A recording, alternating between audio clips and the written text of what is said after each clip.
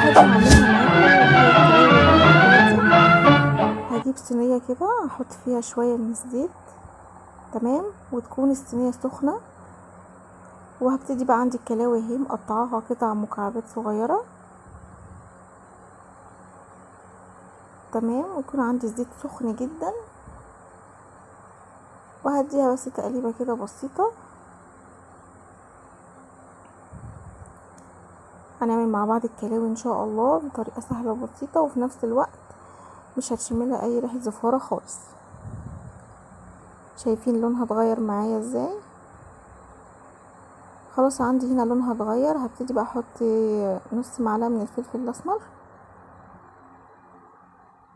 واديها برضو تقليبة كده حلوة.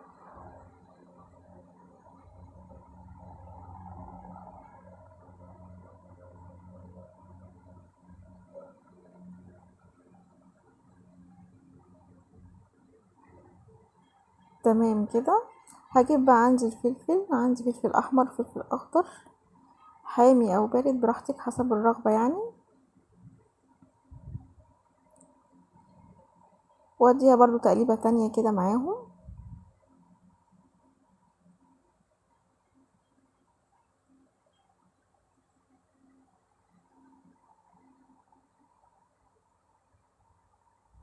تعالوا بقى نجهز للصوص اللي هنحطها عليه او للتتبيلة.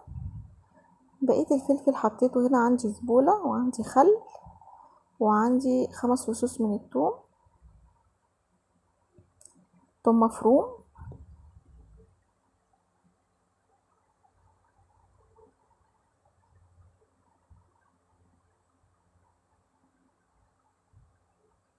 تمام كده. هبتدي بقى احط التوابل بتاعتي. احط شوية من البهارات، 7 بهارات، ربع معلقة من كل تابل، واحط ربع معلقة من الكمون، وعندي كزبرة احط برضو ربع معلقة،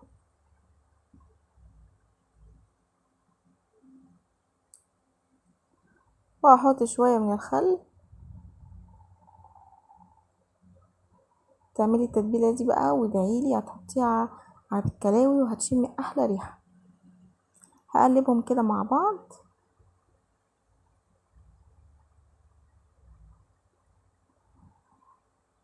هنا عندي الفلفل والكلاوي خلاص استووا. احط بقى عليها الخلطة اللي احنا عملناها، وهسيبها بقى لغاية لما تستوي الثوم والحاجة اللي انا حطيتها.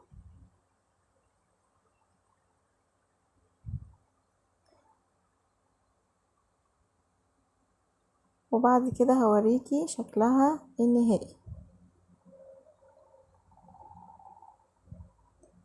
بس هاخدها كده كام تقليبة مع بعض. تمام. انا ضفت لها هنا حبة من حبيتين من البصل متقطع كده قطع مكعبات. ممكن لو مش حابة تضيفيه براحتك.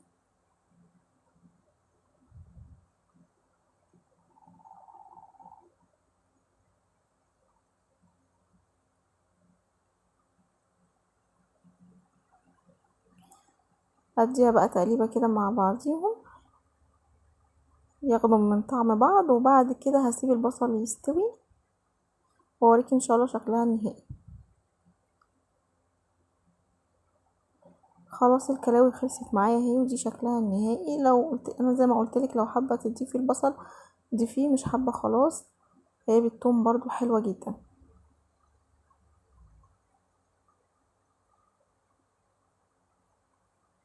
وده كان فيديو النهارده، اتمنى يعجبكم. ما تنسوش لايك وشير وسبسكرايب للقناه، واشوفكم على خير في فيديو جديد.